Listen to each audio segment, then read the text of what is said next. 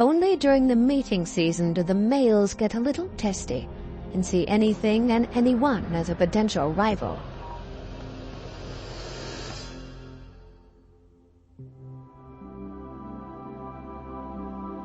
Under the water surface, the visitor is confronted with a myriad of different landscapes. Rocky mountains are dissected with light valleys covered with seagrass.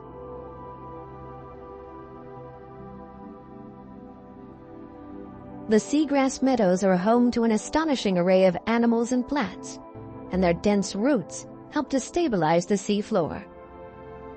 But this delicate carpet is easily damaged by dragnets and ship's anchors, and since seagrass grows and recolonizes only slowly, entire underwater meadows can be quickly and seriously damaged, threatening the survival of the entire habitat. It's a tranquil underwater oasis on the edge.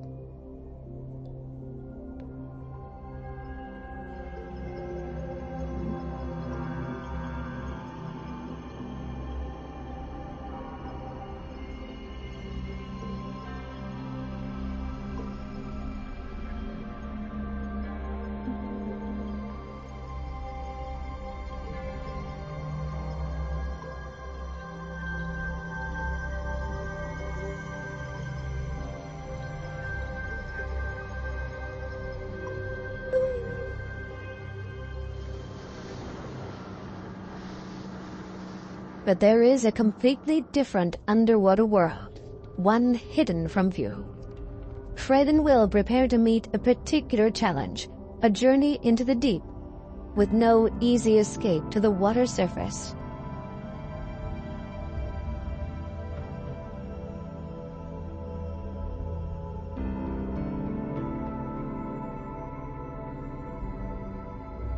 Caves, dark, hidden, and mysterious.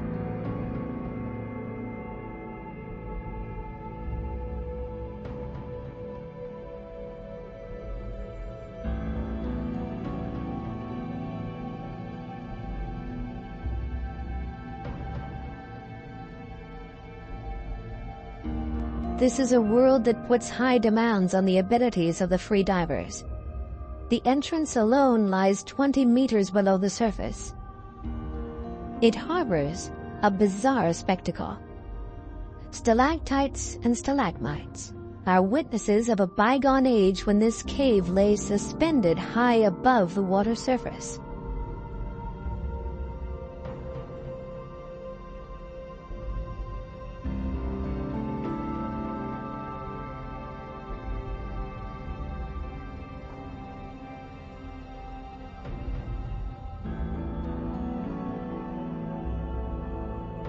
But what happens if the divers run out of air?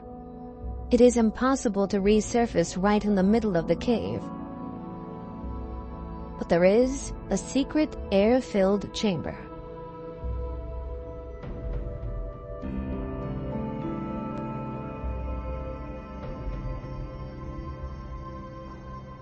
Since the oxygen content of this air is very low, they have to use it with care.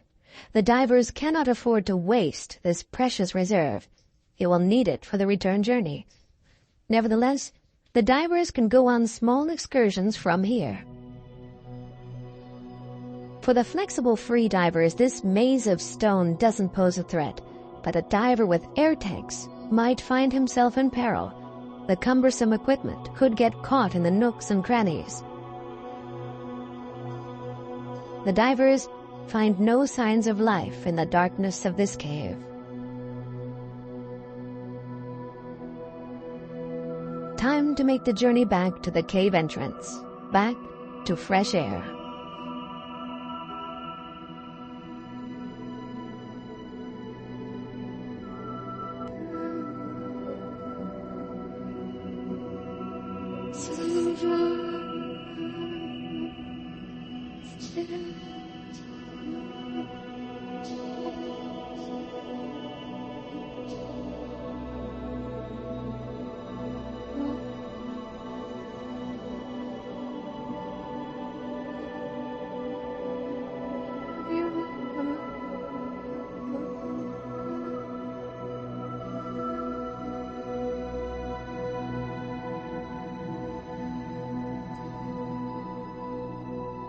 To survive such a dangerous adventure requires supreme ability, self-control, and fitness.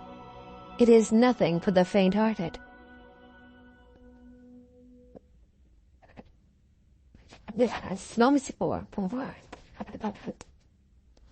Fred describes what he has seen to conceals. Là, vous étiez dans la vasque. Ouais, c'était vraiment une super expérience. This cave was really an amazing experience. L'arrivée, c'est loin. Even the journey into the cavern was worth it. Mais on a senti quand même it's a peur. But we had to be very careful. Vous êtes resté quand même 62 minutes. En tout, yes, you were gone for 62 minutes from the moment you started your dive. From the boat, we could see you disappear, and then you didn't resurface for 62 minutes. Attention.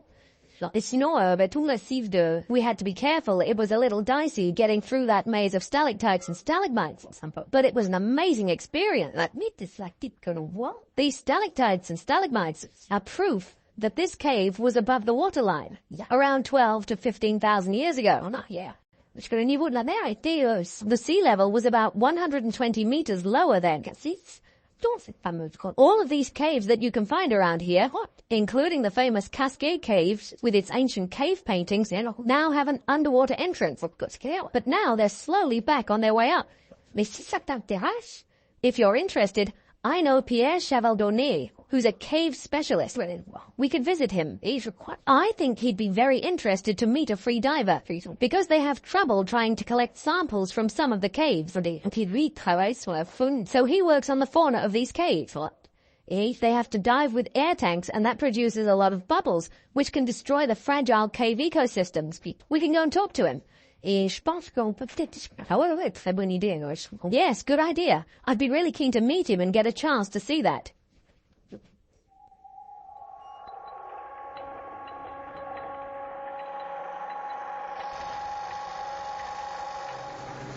So the Galabon makes its way back to Marseille. At the university's Institute for Oceanography, some sponge organisms found in the caves have attracted a lot of attention from scientists.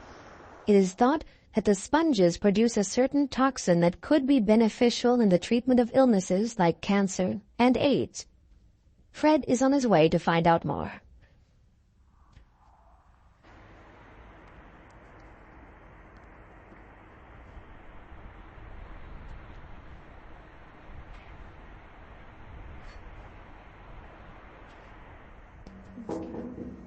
Me? Yeah. Bonjour. How are you? I'm fine, okay? Yesterday we dove in the Ep3 cave. It was wonderful. I love to dive with all these stalactites and it's chulo. And now I would like to know a bit more about the life in the underwater cave because I couldn't see any fish. So I bet there is other form of life that are very interesting. Yes, and you know there are many different kinds of caves. There are big caves and small caves, and this one is one of the biggest caves in the area. And you have also some other caves like the 3PP cave in La Ciotat, which is going downslope when you're entering the cave. And you will notice if you go there that the waters are actually colder when you're getting in the cave because the cold water is denser and it's heavier, so it stays in the lower part of the cave. And these caves are very interesting because they are like the deep sea.